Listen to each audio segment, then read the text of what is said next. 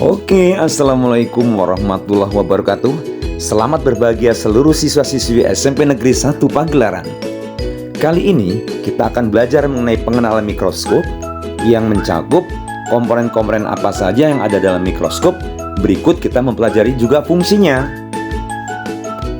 Baik, lanjut. Sebelum kita mulai pembelajaran, kita siapkan diri biar fokus, kemudian konsentrasi, sehingga tidak gagal dalam pelajaran.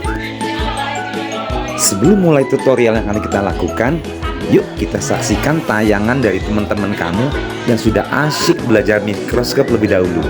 Pasti kamu dijamin suka deh.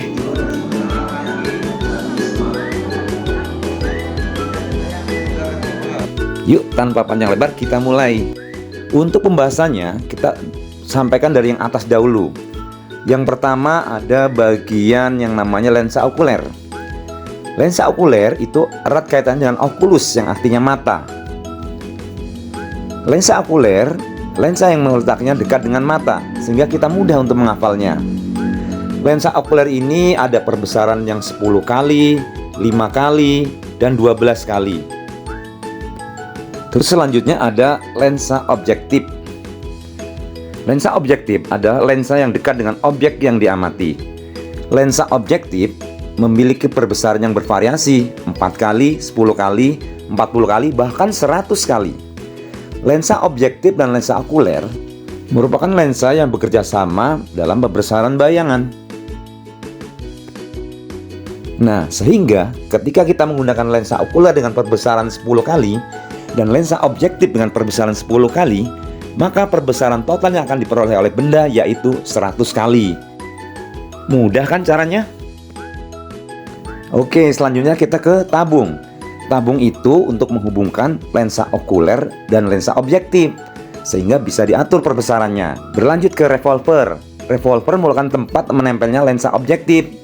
Revolver ini bisa diputar, sehingga kita bisa mendapatkan perbesaran yang tepat untuk benda yang kita cari.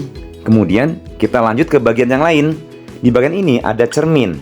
Cermin adalah untuk memantulkan cahaya dari sumber cahaya, sehingga objek menjadi terang. Cermin ini bisa diputar, ada cermin cekung dan cermin datar. Lanjut lagi ada kondensor. Nah, kondensor ini adalah tugasnya memfokuskan bayangan dari cermin itu, sehingga objeknya akan terlihat lebih jelas dan lebih terang. Nah, biar cahaya tidak terlalu terang atau terlalu gelap, ada satu bagian lagi yang bisa mengatur kontrasnya cahaya. Nah, ini dia namanya diafragma. Diafragma ini bisa diputar membesar dan mengecil, sehingga intensitas cahaya ke lensa objektif teratur sesuai dengan apa yang akan kita inginkan. Tapi kalau masih terlalu terang, diafragma itu bisa diatur menjadi kecil, sehingga cahaya yang masuk sedikit saja, sehingga gambarnya pas.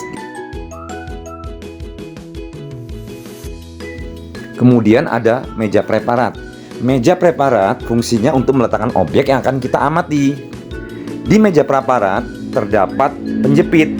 Penjepit untuk menjaga kaca agar tidak bergeser, sehingga gambar yang akan kita amati menjadi jelas. Kemudian ada makrometer.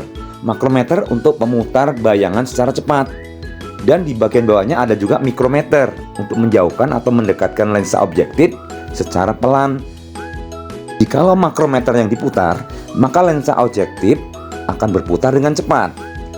Kemudian kalau mikrometer yang diputar, maka lensa objektif akan naik atau turun dengan kecepatan yang lambat, sehingga akan diperoleh gambar yang terang. Tugasnya juga untuk mengatur fokus bayangan benda sebetulnya. Nah, bagian selanjutnya ada pegangan. Fungsinya, pegangan yaitu untuk dipegang ketika saat kita memindahkan mikroskop.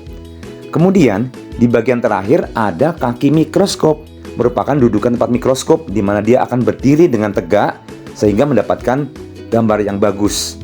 Untuk bagian akhir materi ini, kita pause bagian-bagian mikroskop beserta fungsinya untuk buat data catatan kamu.